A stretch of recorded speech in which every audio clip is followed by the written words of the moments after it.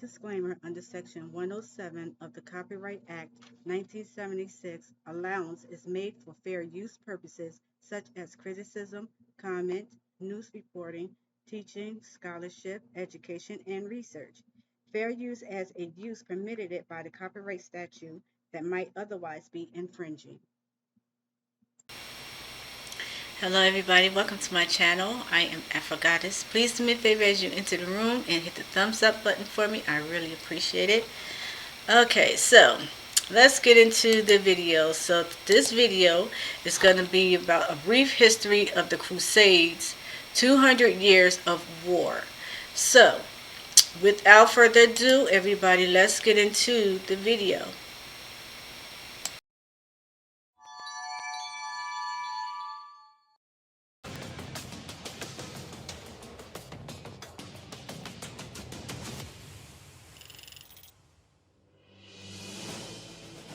The Crusades were a series of religious wars led by the Latin Catholic Church in the Middle Ages. Most famously, they refer to 8 major Christian conquests against Islamic expansion to secure control of holy sites, especially Jerusalem, between 1095 and 1291. To provide some context, one must introduce the Seljuk Turks, nomadic tribes from Russia and Central Asia that converted to Islam. Their empire expanded rapidly, unifying an otherwise fragmented Islamic world.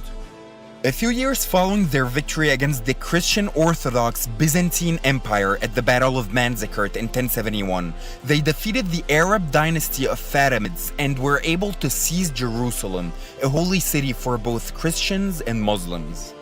Unlike the Fatimids, however, the Seljuks were not as tolerant of Christian rites to pilgrimage to Jerusalem.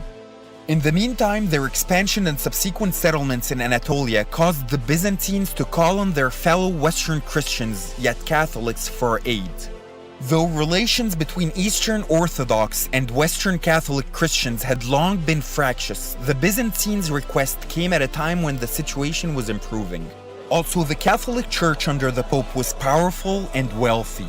This, combined with a booming population and economic growth, meant Western Europe was in a strong position to muster armies for a common cause.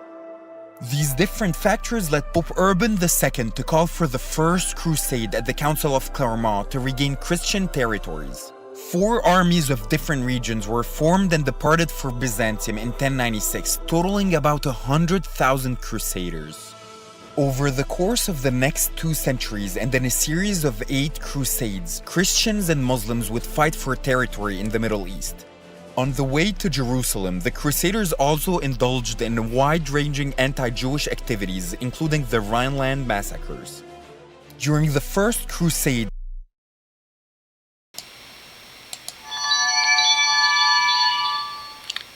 Okay, so the Christians and the Muslims was fighting over a territory. So far, that's all I got out of this.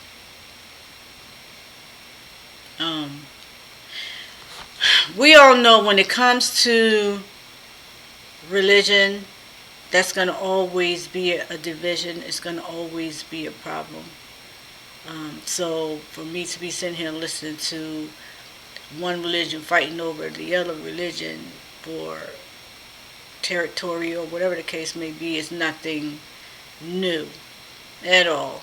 You know, it just is what it is. Anyway, that's just my take on it. Back to the story.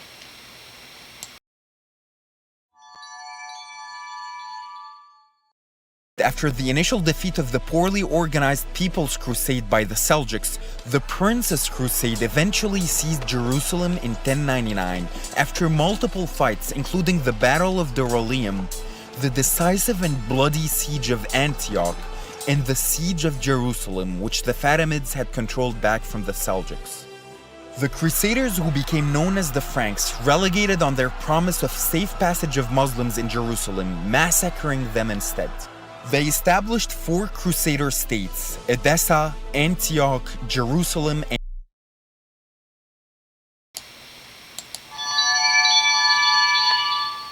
So Jerusalem crossed everybody. These people thought that they was going to have a safe passage through, but instead Jerusalem started killing the people off. Is that what I'm hearing? I don't know what the fuck I'm hearing. To tell you the truth, what is going on here? I don't know.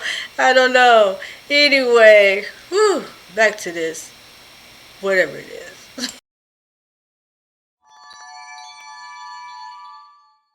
In Tripoli, and much of the following crusades revolved around the possession of these territories. The Second Crusade, for example, began due to the fall of Edessa. Crusader attempts to regain it from Muslim control failed. When the founder of the Ayyubid dynasty, Saladin, used his tremendous forces to seize Jerusalem in an unprecedented siege, he prompted the Third Crusade, which was led by the great kings of Europe, including Philip II of France, Frederick Barbarossa of Germany, and the legendary Richard I of England. Although they regained much territory, they ultimately failed to recapture Jerusalem and instead made peace with Saladin. The Crusaders would continue to fight, mostly unsuccessfully, for the Holy City throughout the subsequent Crusades.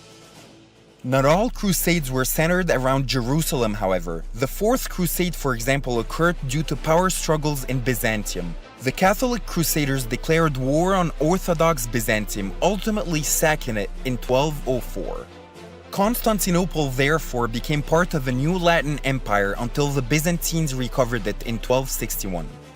Other crusades also happened elsewhere, such as the Reconquista, which ousted the Muslims in the Iberian Peninsula, and then also the Baltic Crusades, which succeeded in converting pagans to Christianity in Transylvania.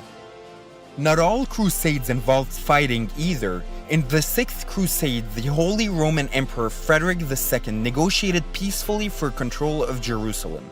However, it did not last, since the peace treaty was only for 10 years, after which the Ayyubid dynasty regained control. The Crusades attracted a huge number of Christian participants from all social classes for many years, for a variety of reasons. Religion was a big factor. In the West, the Church used heavy and often racist propaganda to encourage religious zeal and promised entry to heaven for anyone who went on crusade. Also, many people went seeking wealth from plunder, while others went to accompany their lords. In Europe, a romantic literacy culture also developed around the Crusades, making it a glorious and noble endeavor. Muslims, on the other hand, fought for the promotion and expansion of Islam and of their territory. The final crusade of 1271 was a failure, led by Edward I of England, who was forced to return home due to unrest in his other territories. By this time, Crusader morale was low after a series of failed expeditions and fewer people were participating. 20 years later, the Crusader city of Acre fell to the Muslim Mamluks. This marked the end of the Crusader presence in the East and of the Crusades themselves. The Crusades expanded the reach and influence of both Christianity and Islam, opened up new trade routes, and heightened interest in travel, literature, and learning. However, they also caused a deep animosity between the Christian and Muslim faith, and weakened the Byzantine Empire, which helped lead to its ultimate fall to the Ottoman Empire in 1453. The Crusades left a deep mark on history, and their glorious leaders and dramatic events continue to inspire films and books to this day.